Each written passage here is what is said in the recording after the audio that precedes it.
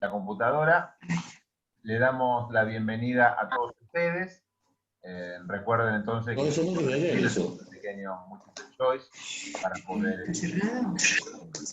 Bueno, el último encuentro estuvimos hablando entonces sobre los orígenes, tratando sobre el hexatermo. En esta oportunidad vamos a dar un paso más y vamos a hablar acerca de los patriarcas. Para eso me gustaría compartir con ustedes un pequeño PowerPoint que nos puede servir como ilustración. ¿Me pueden certificar si lo están viendo, por favor? Todavía no. Ah, sí. Sí. Genial. Buenas tardes. ¿Podrían silenciar porque se escucha un ruido de fondo que dificulta el audio? Sí, por favor, eso es muy cierto. Gracias. Muy importante silenciar todo. Si no, a ver, yo lo voy a silenciar a todos, ¿eh? No se preocupen, después activamos. Ahí está. Muy bien. Vayamos entonces. Ahí está. Patriarcas. Yo he puesto ahí desde Abraham hasta José. Esto es el grupo de patriarcas que nosotros vamos a ver. Lo sabemos casi de memoria. El primero es Abraham, el padre en la fe. Luego de Abraham, ¿cuál vendrá? Isaac, muy bien. Luego de Isaac vendrá Jacob. Y luego de Jacob vendrá José. Como ustedes pueden ver, acá no incluimos lo que es en la historia del pueblo de Israel después de José en Egipto, que va a empezar a través de Moisés. Moisés no es considerado patriarcas, ¿ah? Concretamente. Después vamos a hablar específicamente de Moisés, que tiene un papel central en el Antiguo Testamento. Fíjense el dibujo que le he puesto. Es un lindo dibujo con los tres patriarcas. ¿Quién es Abraham de todos esos? ¿Se imaginan? Si quieren contestar, activan micrófono y lo cierran después. ¿Quién puede ser? El del medio. El del medio, correcto, José. ¿Cómo lo sabemos? Obviamente porque tiene en sus manos la inmensa descendencia, que es tan grande como las estrellas del cielo, o tan grande como los granos de arena de una playa. ¿Ah? Y tenemos también, ¿a quién más? Podemos identificar a la izquierda de la pantalla, de ustedes, podemos identificar a su hijo, Isaac. Y al otro lado, a la derecha de la pantalla, a Jacob. ¿Por qué lo podemos identificar de esta manera? Bueno, yo diría que es bastante simple, ¿no? Hay dos maneras. Una que está escrito, en cuyo caso no lo está, pero sí podemos ver en el caso de Jacob que tiene elevada su mano, digamos, derecha en este caso, ¿no? Pidiéndole la bendición a los dos que lo miran. ¿Ah? Es el más chico, por eso pide la bendición a los otros dos. ¿Ah? Y lo tenemos a Isaac dándole la bendición al costado, en la izquierda. Bueno, cuando hablamos entonces de los patriarcas, tenemos que considerar estos aspectos muy importantes, muy importantes. Primero que son historias que han surgido con un sentido propio. Originalmente, antes de ser, digamos, redactadas como una historia cronológica, han tenido un sentido propio y personal en cada uno de estos personajes. ¿Está bien? Esto que nos da idea de qué? De que han nacido seguramente cada una de estas historias en lugares distintos. Por eso van a ver esta palabra distinto en todos casos, en todos los casos. Son historias distintas, están ubicados en ambientes distintos, es decir, no nacen en el mismo, vamos a decir, en la misma concepción o tradición teológica, están ubicados inclusive en regiones distintas, en lo que es Palestina, y están ubicados inclusive teniendo en cuenta santuarios distintos. Ahora ustedes, sin embargo, cuando lo leen, van a encontrar como una línea de continuidad. Van a encontrar una historia que nosotros la denominamos una saga. ¿Vieron como las películas? Capítulo 1, capítulo 2, capítulo 3. Bueno, esto en la realidad no era tan así. Por lo tanto, podemos llegar a la conclusión de que esta saga es fruto de una redacción posterior a la verdadera historia de estos patriarcas. Fijémonos simplemente como dato ilustrativo. En el caso, por ejemplo, de Jacob, el patriarca Jacob se va a desarrollar casi toda su historia en la zona norte de Palestina, mientras que en el caso de Abraham e Isaac se va a desarrollar en la zona sur. Y en el caso de José, ¿en qué zona piensan ustedes que se va a desarrollar? ¿En dónde, Mirta? Egipto. Egipto, que no pertenece a Palestina, no es ni zona norte ni zona sur. Por ejemplo, en el caso de Jacob, se va a desarrollar principalmente en ciertos santuarios, Betel, Siquem, Fanuel, son santuarios que a ustedes les suena seguramente de haber leído el Antiguo Testamento. Mientras que en el caso de Abraham y Isaac, vamos a encontrar lugares como Mambré, como Berseba, que están en la zona sur. Ustedes no recuerdan el mapa que habíamos visto en uno de los primeros encuentros. Entonces, es muy importante darnos cuenta que esta historia de los patriarcas es una composición, es una redacción que tiene distintas fuentes. Y esto a nosotros nos suena, seguramente, porque hemos dicho ya con anterioridad que las tradiciones fueron componiendo una teología. Habíamos identificado a varias tradiciones. La yavista, la eloísta, ¿cuál más? No me acuerdo más. La sacerdotal. Y Julia, ¿cuál más? Que de ahí estás diciéndola. Deuteronomista. Y habíamos también dicho nosotros que había como una tradición, que en realidad más que tradición es una redacción, que llamamos cronista. También, ¿no? Habíamos planteado como eso. E inclusive habíamos agregado otra tradición también, que era la sapiencial. Esto es una composición. De la misma manera se compone la historia patriarcal. Yo he puesto ahí un texto que sintetiza de alguna manera o unifica, mejor dicho, esta historia patriarcal. Tenemos a Yahvé dominando a lo largo de toda la historia. ¿Tá? Por lo tanto, teniendo en cuenta los datos que cada sector tenía, se armó una redacción en donde la figura máxima, no podía ser de otra manera, era Yahvé. Por lo tanto, es muy probable que toda esta redacción de los patriarcas provenga de la tradición yavista, la primera que habíamos visto nosotros. Yo creo que estos conceptos son importantes tenerlo en cuenta. Hago una aclaración. Recuerden que estamos viendo un punto de vista de análisis teológico, haciendo un estudio de las tradiciones, de los géneros literarios y de las formas. Dentro de los análisis exegéticos de la Biblia, hay también otras formas de analizarlo. Tengámoslo siempre presente.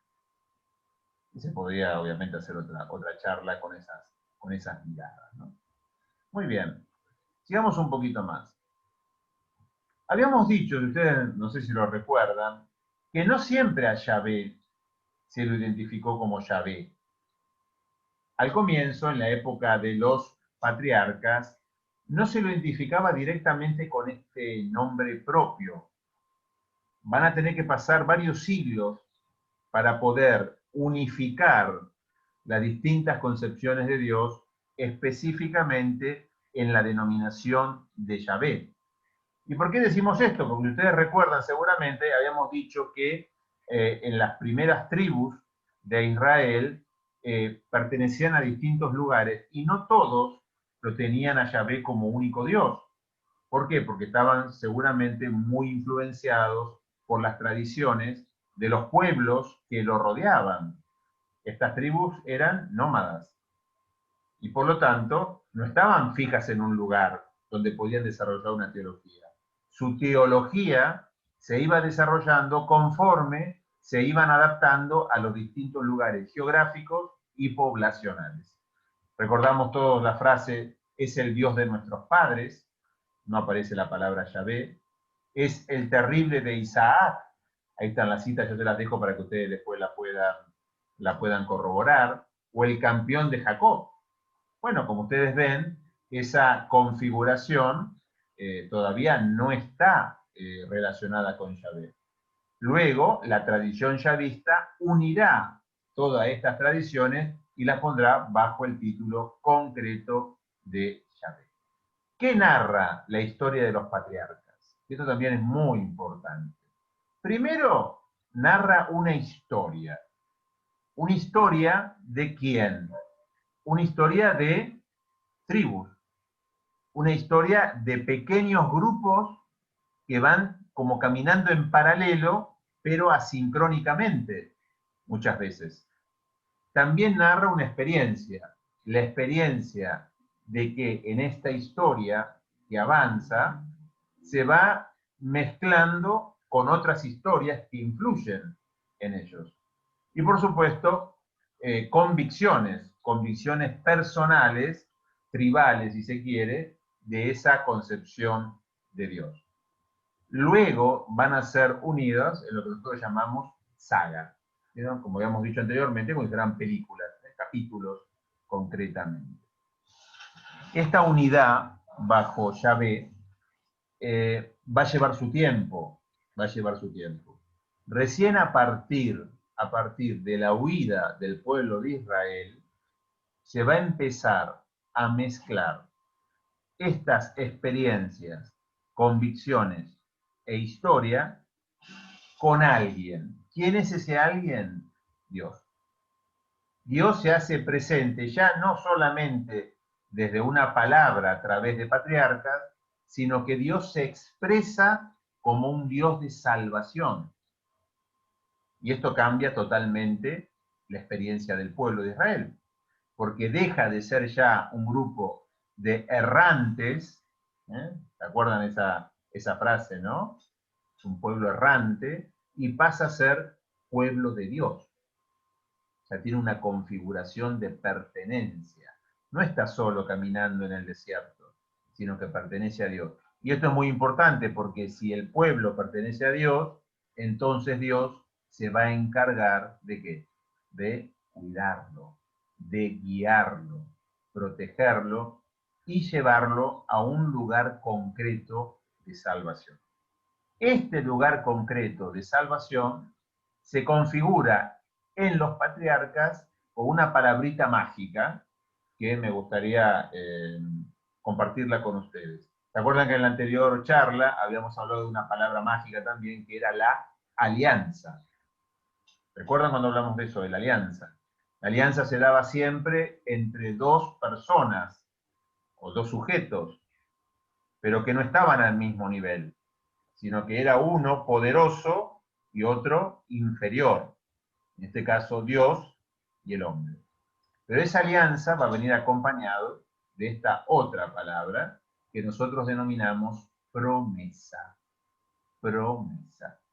Esto también, anótenlo siempre, estas palabras, alianza, promesa, son fundamentales en el entendimiento cuando leemos el Antiguo Testamento.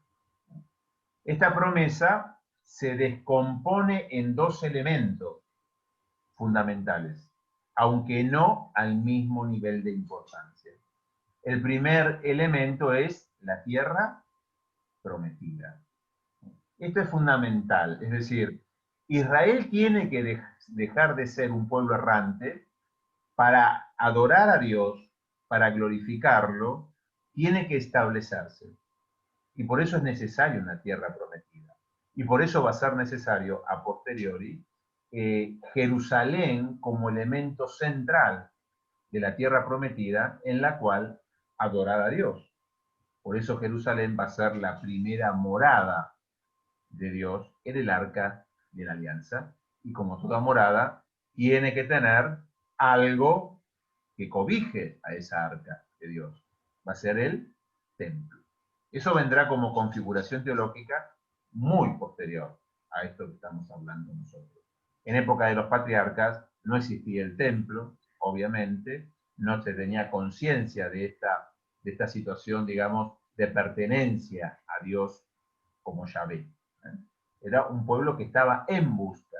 ¿En busca de qué? De que Dios cumpliera con esa promesa.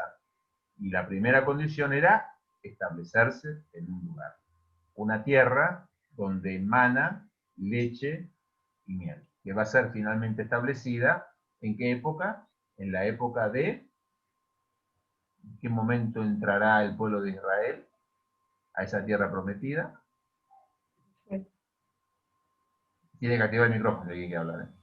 Con Josué entra. Con Josué. Muy Cuando muere Moisés, ¿cómo? muere Moisés y entra Josué.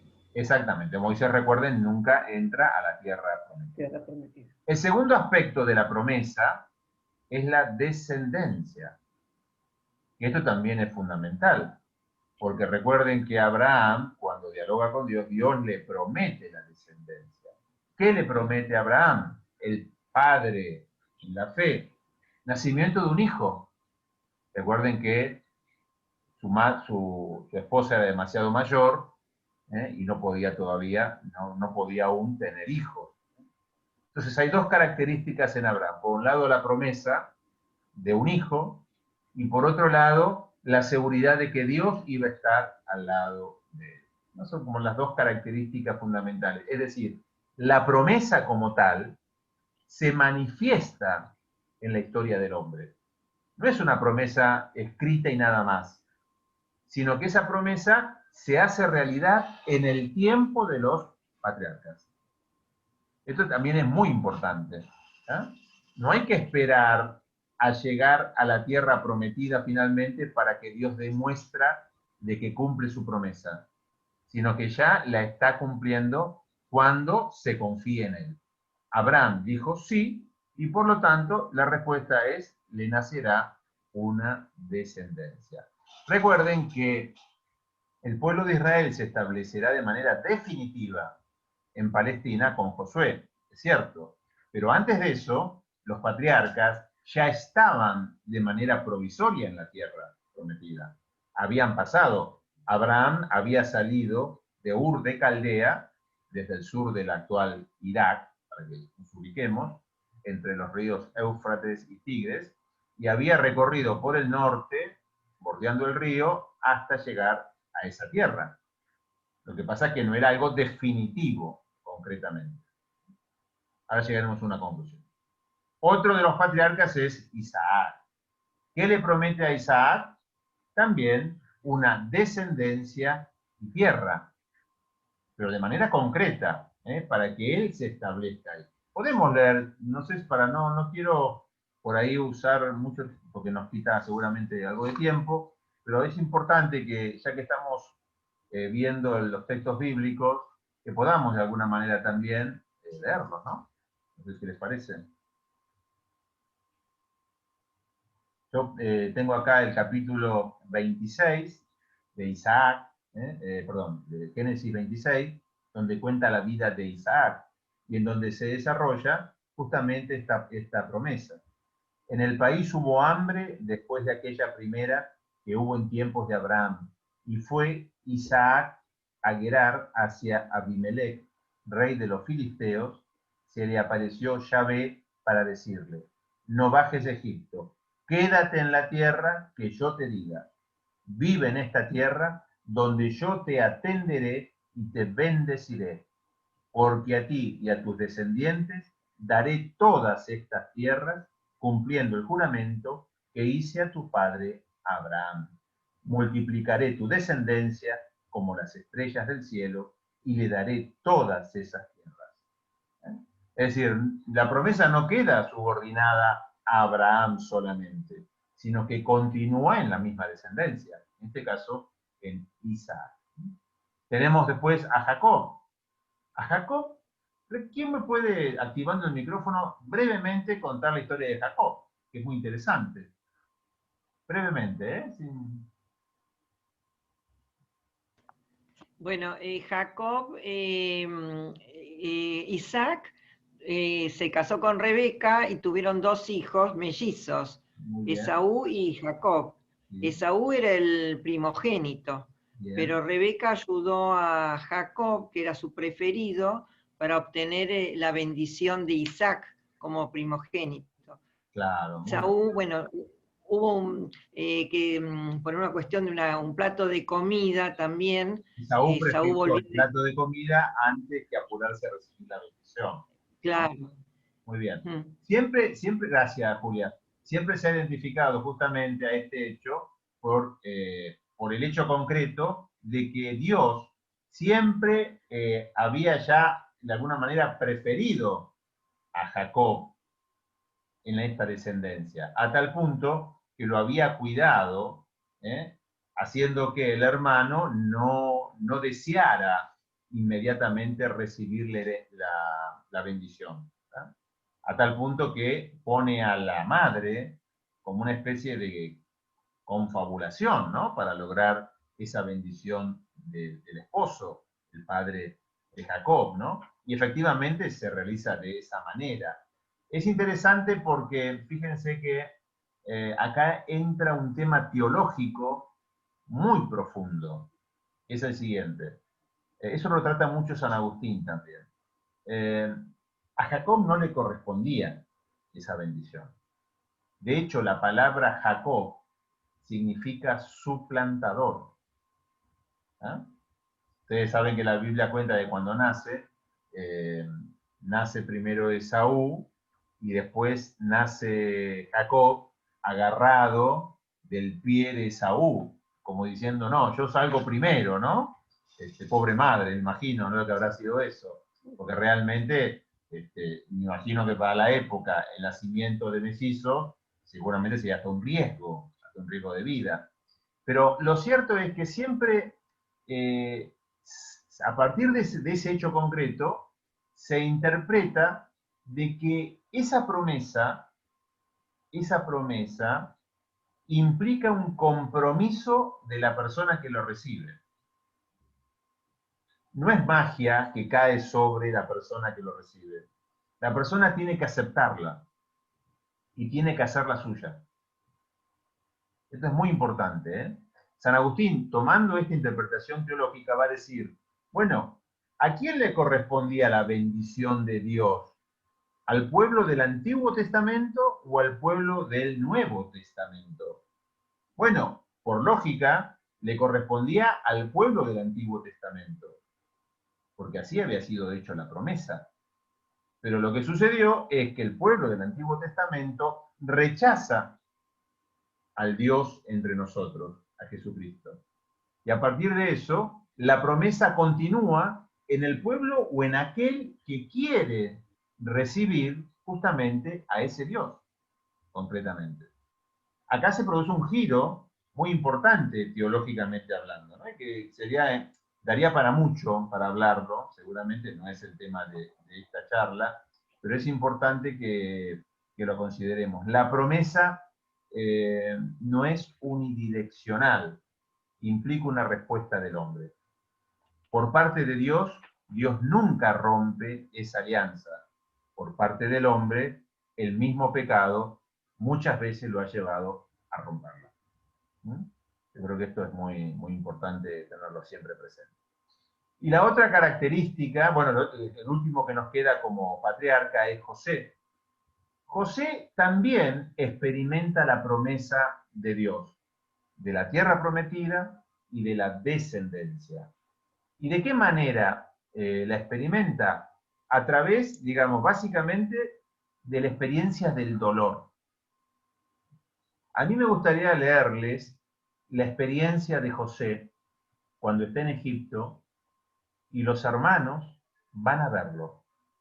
Los hermanos que lo habían secuestrado, lo habían lanzado en un pozo, luego un grupo de mercaderes lo había llevado a Egipto, creían que estaba muerto prácticamente, y me imagino que por el corazón de José habrán pasado muchas cosas difíciles de entender. ¿Cómo era posible que sus propios hermanos hicieran semejante cosa? ¿Cuál podía ser la respuesta de alguien que ha vivido esa experiencia de ser vendido, traicionado por sus propios hermanos? Vamos a leer, si les parece a ustedes, Génesis 43, 30. que es cuando José se encuentra con los hermanos. Dice, entonces José, levantando la vista, vio a Benjamín su hermano, hijo de su misma madre, y dijo, ¿este es el hermano menor de quien me hablaron? Y agregó, Dios te bendiga, hijo mío. José tuvo que salir rápidamente porque se sintió muy conmovido por la presencia de su hermano y le vinieron ganas de llorar. Esta experiencia tan humana, tan terrible, de ver pasar toda una historia, años de su vida por delante de él, lo lleva a darse cuenta y a realizar una reflexión de tipo de la sabiduría, ¿no? Es decir, ¿qué me quiso decir Dios con esta historia que yo he vivido? Cuando ya pensaba que toda mi familia no existía, cuando, bueno, me salvé de morir prácticamente y ahora soy una persona reconocida dentro de Egipto, ¿por qué Dios me cambia toda la realidad, toda mi tranquilidad, que ya estaba establecido, ya tenía una posición, y resulta que ahora tiene que tomar conciencia de que pertenece a un pueblo concreto, que no es de Egipto? Es realmente, es como una persona que descubre algo en su vida y que tiene que interrogarse. ¿Qué me quiere decir Dios con esto a mí? Esto es la manera que tiene Dios de cumplir la promesa en José. Esta promesa, que era la tierra prometida y la descendencia, se manifiestan a través del darse cuenta de que Egipto no es su tierra, que él tiene otro camino que realizar, que tiene que ponerse en movimiento para seguir buscando y que tiene que volver a encontrarse con su descendencia y con su pueblo. Ya no puede ser indiferente. ¿Ah? Estas son formas en las cuales Dios se manifiesta en su promesa. Seguimos un poquito más. Así terminamos. Un segundito, por favor. Aquí está. Ahí volvimos. Ahí volvimos. Muy bien. Vamos a leer otro texto también. Bueno, más adelante así ya vamos avanzando. Muy bien, seguimos un poquito más. Esta posesión de la tierra prometida no es inmediata, como hemos dicho. Evidentemente, el pueblo de Israel va a tener que pasar a través de los profetas por distintas realidades y experiencias. Pero sin lugar a dudas, la experiencia fundamental, luego de recorrer todo este camino desde Abraham, pasando por su descendencia hasta José, los va a llevar a darse cuenta de que Dios tiene un plan para ellos, aparte de la tierra y esa descendencia. Y ese plan se va a llamar la salvación. Una salvación que los transforma en pueblo de Israel. El punto fundamental en este recorrido, en este darse cuenta, en los patriarcas, se llama Sinaí, con la presencia de Moisés, que luego los va a llevar finalmente a la tierra prometida. De tal manera que la intervención de Dios le hace ver a ellos que cuando hablamos de tierra prometida, no se trata solamente de un lugar geográfico, sino que es algo más trascendente. La tierra prometida es la vida con Dios. Esos patriarcas que han vivido esa experiencia, por lo tanto, les sirve a vamos a decir, a los redactores del Exateuco para poder encontrar un sentido a toda esa historia. Esa historia va a ser reescrita, reconfigurada y armada secuencialmente. ¿No? A partir de Sinaí hay dos hechos concretos que muestran cómo Dios participa en ese pueblo. Uno son los mandamientos. Ya el pueblo no puede ser un pueblo que anda caminando errante, como en épocas de Abraham, de Jacob, de Isaac. Tiene que ser un pueblo que se establezca con una ley concreta, que es la ley de Dios. Y por otro lado, tiene que ser un pueblo que alabe a Dios, es decir, tiene que haber un culto. ¿Ah? Por lo tanto, habrá dos corrientes fundamentales que tomarán a los patriarcas y los reconfigurarán. Una corriente de ella es la yavista, como hemos dicho, y la otra la deuteronomista, que le va a dar un sentido a la historia patriarcal. ¿Tá? Por lo tanto, vamos a leer ahora, si alguien me hace el favor, les propongo leer Génesis 12, para no estar leyendo yo todo, ¿no?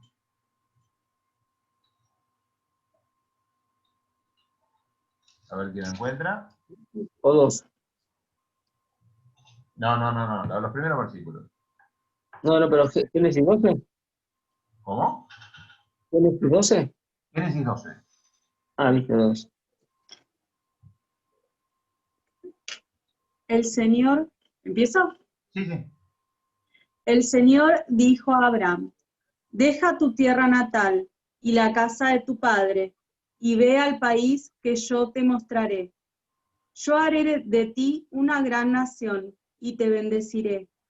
Engrandeceré tu nombre y serás una bendición. Bendeciré a los que te bendigan, y maldeciré al que te maldiga. Y por ti se bendecirán todos los pueblos de la tierra. Abraham partió como el Señor se lo había ordenado, y Lot se fue con él. Muy bien, hasta ahí, sí, porque después continúa de alguna manera con toda la experiencia de Abraham en todo su camino, ¿no? Algunas conclusiones que podemos sacar de este texto, que es fundamental, porque es la base justamente de los patriarcas. Esto anótenlo también, Génesis 12, fundamental en todo esto, ¿no? Ya van quedando, ¿no? Recuerden, Deuteronomio 26, para redondear, 5, si queremos agregarle, Josué 24, como historia general, pero también ahora agregamos este texto que es Génesis 12, que es de alguna manera el nacimiento de los patriarcas a través del sí de Abraham. ¿Qué conclusiones podemos sacar de este envío? Recuerden, no es que esto sea la historia de Abraham, propiamente dicho, sino que es la redacción de la interpretación de todos los patriarcas en vista a un pueblo ya establecido en la tierra prometida, que reinterpreta lo que han vivido los distintos patriarcas. ¿Qué conclusión podemos sacar de este texto? Cortito, ¿eh? No tiene demasiado, digamos, extensión, ¿no? Y ahí está clara la promesa. Bendeciré a través Primero, de Abraham, hay tierra. Hay promesa, concretamente, eso no hay duda. ¿Dios le dice lo que va a pasar en todo el camino? ¿Le va describiendo todas las vicisitudes que va a tener? No. Dios se manifiesta de manera silenciosa. Dios nada más le dice, vos salí y andá a la tierra prometida. ¿Está bien? Por lo tanto, es un Dios que te manda, te lanza, silenciosamente, no te adelanta nada de lo que va a suceder. ¿Y esto por qué les parece que puede ser? Porque Dios le queda una sorpresa, digamos, a los patriarcas. Podría ser también. Y la confianza del hombre en Dios. Ahí está. La confianza La obediencia. La fe. La fe tiene que ser probada. ¿Ah? Por eso los patriarcas no solamente son patriarcas porque reciben la promesa, sino que son patriarcas de la fe, padres de la fe. Por eso decimos que a partir de la fe de Abraham va a nacer el pueblo de Israel. ¿No? Una fe que muchas veces se da en silencio, se da en soledad, sin poder explicarlo. Imagínense a Abraham explicándole a toda su familia, que sabemos que era más que simplemente la familia sanguínea, era casi como una población, diciéndole, bueno, salgamos de acá, vámonos de Ur, tranquilito y nos vamos a caminar 1000 kilómetros hasta otra tierra. ¿Ustedes se imaginan lo que hubieran dicho las otras personas? Es raro, ¿no? No sé ustedes qué harían si el esposo, la esposa o el hijo le dice, mira, vámonos de acá, vamos, que tenemos que irnos a Jujuy, por ser generoso, ¿no? Porque, ¿qué harían? Tan fácilmente ustedes dirían, sí, vamos, no hay ningún problema. Yo creo que muchos de ustedes preguntarían, ¿no? Preguntarían. ¿Qué más cosas podemos sacar de este texto? Hemos sacado dos, ¿no? Por un lado la promesa, por otro lado la fe de Abraham. El cuidado de Dios. ¿Perdón? La bendición. Que Dios le promete que lo va a cuidar. Que Ahí está. Eso es fundamental.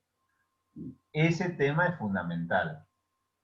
Otro también. Pero este tema en particular, porque ese mismo cuidado, Dios lo va a manifestar a lo largo de todos los patriarcas. Recordemos como leíamos recién a José.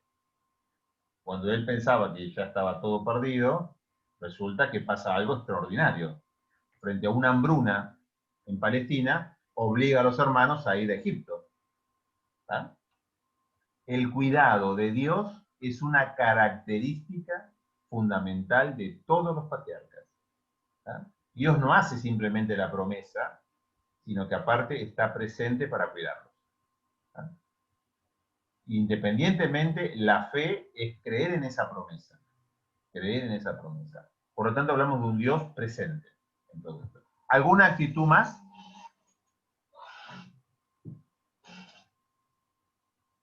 ¿La toma de la tierra es inmediata? No. Salgan a caminar. Ya veremos cuándo entran. Ellos siguen siendo un pueblo de nómades que se han puesto en camino, porque confían, tienen fe y saben que Dios los va a cuidar. Esta es la otra característica también de los patriarcas. Siempre van a estar en continuo caminar. Continuo caminar. Recién con Josué se van a establecer definitivamente en la actual Palestina. ¿Ah? Yo creo que esas son las características principales. Podríamos hablar, por supuesto, mucho más, pero como síntesis, me gustaría que le quede a ustedes que toda esta historia de los patriarcas, que es bellísima, realmente es fruto de un trabajo teológico de las tradiciones que a partir de las historias de los patriarcas le encuentran un sentido para explicar la presencia de Dios en el momento en que escriben el Antiguo Testamento. ¿Ah?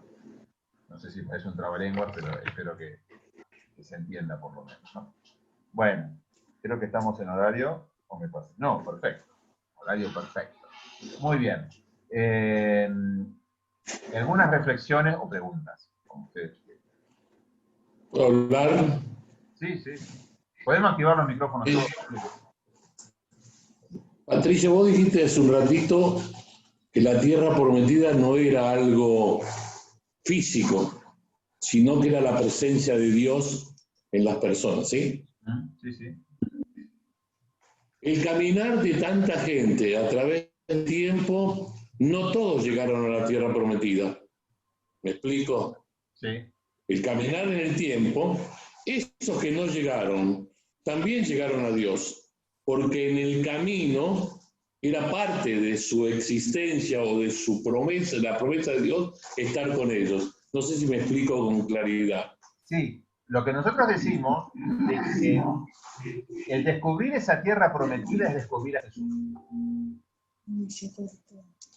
Es decir, teológicamente hablando, Josué entra en la tierra prometida, pero entra como símbolo de ese pueblo, que es un pueblo mucho más que un grupo de personas, de tribus.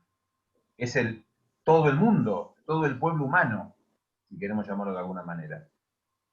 De alguna manera, entrando a la tierra prometida, empieza a correr también, o a continuar, mejor dicho, la historia de Dios en el mundo, que va a ser cumbre en Jesús. Por lo tanto, cuando todos reconocen a Jesús como su Señor y Dios, en ese momento finalmente encuentran esa tierra prometida. No es un tema histórico-temporal, a pesar de que Jesús obviamente aparece en la historia, ¿no?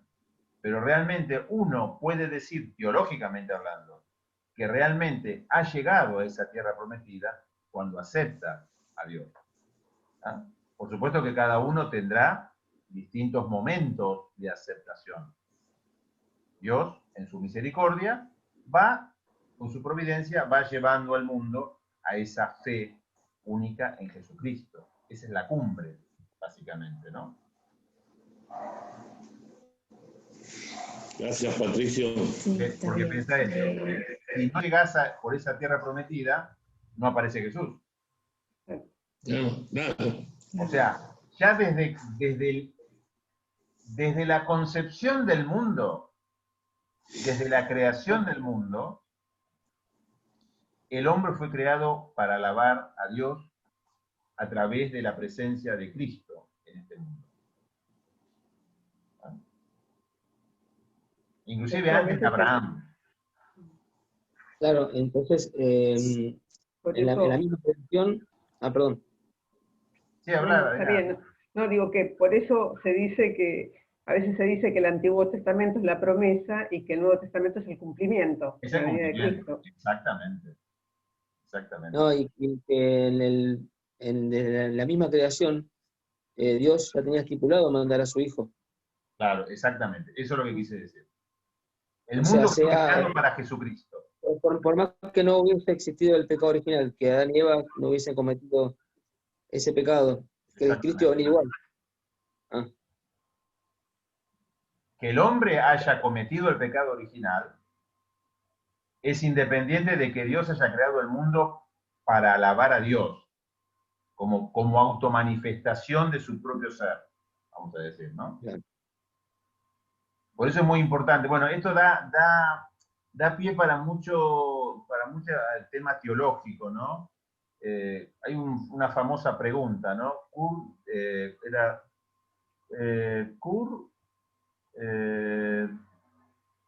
En latín no me acuerdo bien cómo era, pero vamos a decir en castellano era, ¿por qué Dios? ¿Por qué Dios se hizo hombre? ¿No? Porque Dios se hace presente en esta tierra, ¿no? Claro, porque si uno dijera que simplemente Jesús vino a este mundo nada más que porque vio al hombre que estaba en pecado mortal, ¿no? Y por eso se hizo presente, quiere decir que no estaba en los planes de Dios enviarlo a Jesús. ¿Está? Y siempre en los planes de Dios, desde la eternidad, en su plan divino, estaba esa presencia de Jesús en este mundo. Ahora bien, si el hombre cometió pecado, eso no rompe el plan de Dios. El hombre no tiene poder de destruir el plan de Dios, que es la salvación del mismo hombre a través de Jesucristo. Pero lo cierto es que el hombre pecó, y el pecado mortal del hombre obligó, de alguna manera, a que Jesús tuviera que, aparte de encarnarse en este mundo, en esta tierra, tuviera que entregarse él mismo para nuestra salvación. ¿Ah? Eso es muy interesante. Creo que era cur deus homo. Ahora me acordé en latín. Cur deus homo. ¿Por qué Dios hizo hombre? ¿No? Es la famosa pregunta anselmiana de San Anselmo.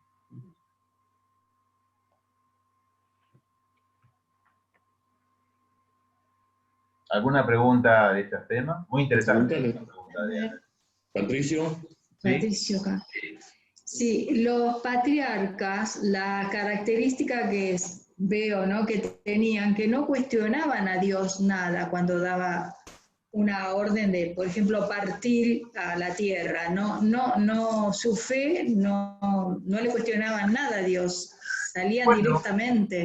Ahí hay un tema que creo que a todos nos ha llamado siempre la atención, que es el tema de Isaac, ¿no? De Abraham e Isaac, cuando Dios le pide que lo sacrifique. ¿Cómo no nos va a conmover ese tema, no? ¿Qué hace? ¿Obedece a Dios? Sí. ¿O no? Es su hijo. Sí, es sí. su único Sí. hijo, no solamente su hijo, su Sí, único es muy hijo. fuerte. Sí. Él tiene que, bueno, hay muchas explicaciones. A mí me gusta mucho un filósofo danés, Kierkegaard, Søren Kierkegaard, es realmente muy bueno, un existencialista cristiano, no católico, es de la Reforma, que habla justamente acerca de cómo Abraham tiene que dar ese salto de fe. Él dice que hay 3 estadios o 3 momentos en la vida del hombre.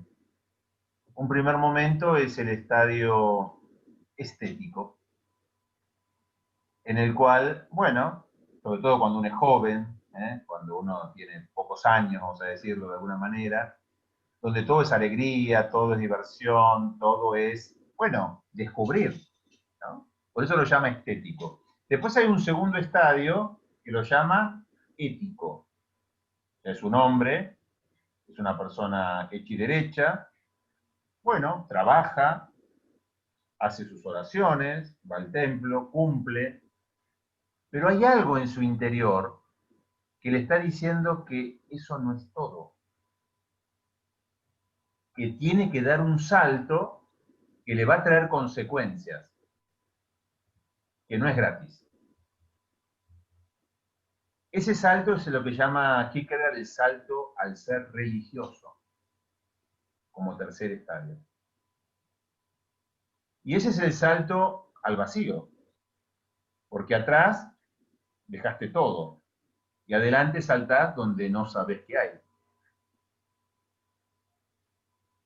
Y te puede traer consecuencias graves en tu vida. Es una ruptura interior inclusive, ¿no? Porque estás abandonando algo que vos tenías claro en tu vida. Vos sabías perfectamente cómo funcionaba. Por eso se llamaba estadio ético. La ética tiene normas, ¿no? ¿Qué haces y qué no haces? Bueno, Abraham, según la ética, ¿hacía bien en matar a su hijo o no? No. ¿Cómo va a matar a su hijo? Eso es condenado por cualquier ley. No solamente por la ley civil, es condenado hasta por la ley religiosa. ¿Ah? No, éticamente hablando, ir a sacar a su hijo y matarlo es una atrocidad. Pero él entonces da ese salto religioso. Quizás no sé bien por qué Dios me lo pide, para mí es un desgarro interior enorme, pero yo tengo que cambiar y dar ese salto. Es una maduración. Hay personas que son capaces de hacer esa maduración a los 20 años, a los 40, a los 60 o a los 90. Porque vivir en un estado ético es cómodo. Uno sabe bien lo que tiene que hacer. Sabe qué ley cumplir. Pero hacerle caso a Dios y dejarse llevar por la gracia, en nuestro caso cuando decimos la gracia de Jesucristo, ayudados por el Espíritu Santo, bueno, eso no es tan fácil. Por eso siempre digo, cuando Abraham llevó a su hijo al monte para el sacrificio, no es que lo llevó diciendo, no te hagas problemas, yo sé que te voy a llevar y cuando justo lo voy a matar, seguro que Dios me va a decir, no, no, detente. No, no, no. Abraham, y lo podemos leer en el texto, iba realmente triste, porque sabía que él tenía que dar ese salto indefectiblemente. Finalmente Dios frena eso. ¿Por qué?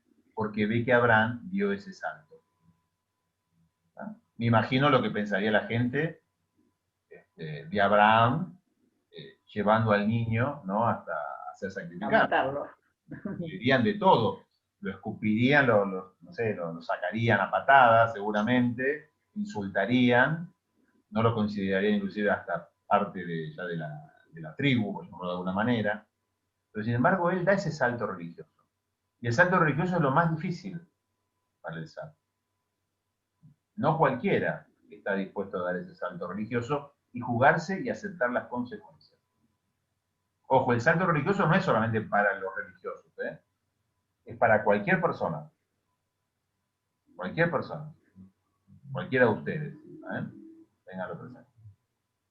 Y por otro lado es el salto que tienen que dar los discípulos de Jesús.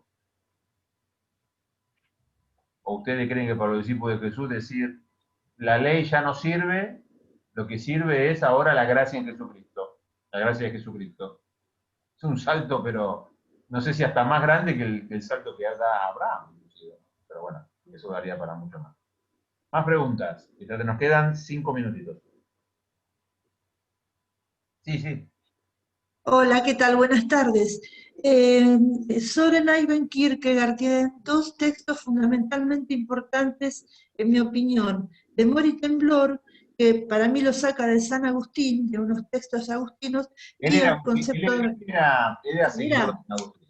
Seguidor de Agustín. Y el concepto de la angustia que marca toda la psicología existencial de nuestro siglo. Como era danés, no estaba en el centro, digamos, político de la filosofía de aquel entonces, pero no tuvo tanta difusión como podían tenerla los austríacos o alemanes. Pero que lo que quería saber, ¿cómo podemos leer eso de temor y temblor en Agustín desde la perspectiva de Kierkegaard? Y también me encantaba en Kierkegaard que marca como líderes en los 3 estadios: religiosos, éticos, estético. El principal líder o referente era Abraham, justamente, porque era el que había podido hacer la voluntad de Dios. Justamente es a partir de Abraham, la historia de Abraham. Ahí está. Es principalmente la historia de Abraham, ¿no? ¿Y cómo con respecto a Kierkegaard es el primer existencialista. Existencialista, es verdad. Entonces, claro, sufrió un poco lo que sufren los que son los primeros en algo, ¿no? Cuando él establece este existencialismo cristiano, en su época esto no existía, fue inclusive fue muy combatido inclusive por el mismo protestantismo como tal, ¿no? Así eso primeramente. Yo creo que él, en su existencialismo, toma la parte, digamos, de la antropología pesimista de San Agustín. Recuerden que San Agustín, como buen neoplatónico, tiene esas dificultades en cuanto a carne y espíritu. Entonces la carne muchas veces es visto como aquello que limita, vamos a decir, a ese espíritu.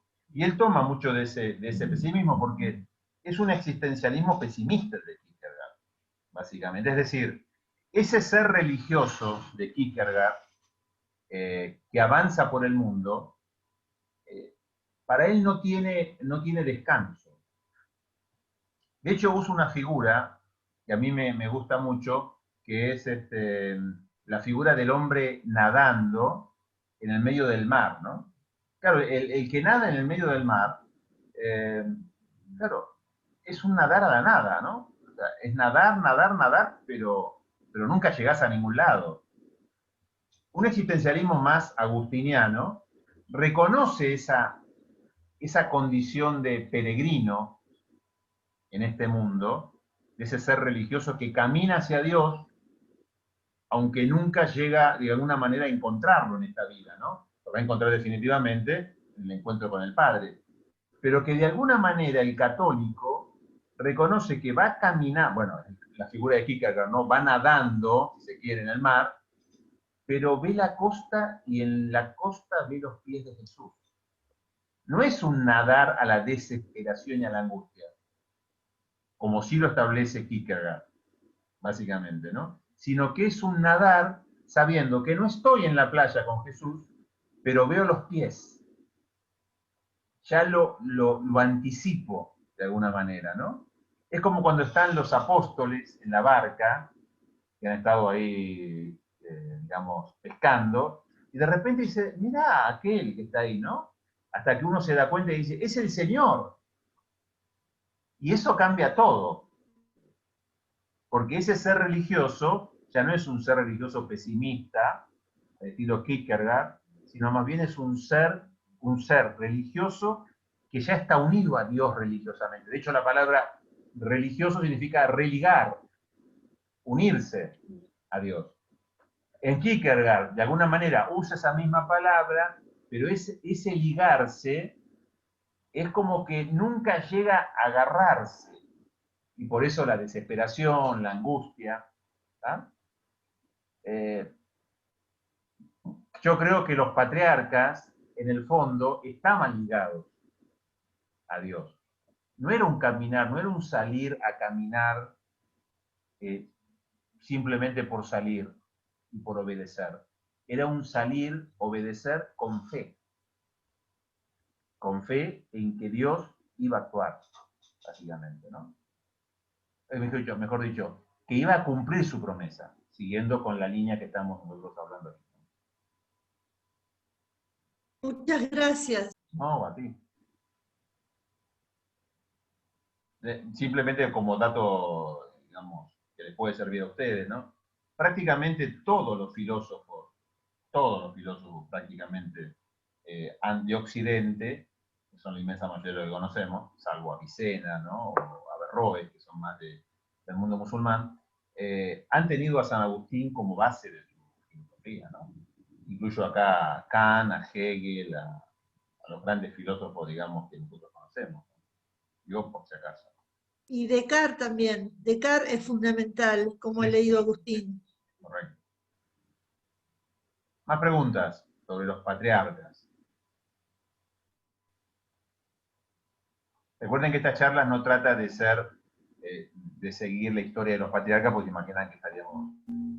Se trata de ver los aspectos teológicos del patriarcado. Bueno, ya aquí cumplimos con el horario, así que ahora seguramente cada uno seguimos con nuestras actividades. El próximo encuentro que vamos a ver, siguiendo un poco el esquema del Hexateudo que yo le había planteado, ya hemos visto la historia de los orígenes, los patriarcas, y ahora el próximo encuentro será la salida de Egipto. Egipto y de Moisés, obviamente. Y así continuamos, nos quedan ya 2 encuentros. ¿Está bien? Bueno, muchas gracias a todos. Esto queda grabado, recuerden. Y bueno. Muchas gracias. Muchas gracias, Patricia. Lo grabo en crudo, lo subo en crudo, y después si Elena tiene tiempo, bueno. Es mejor, sí, Fray.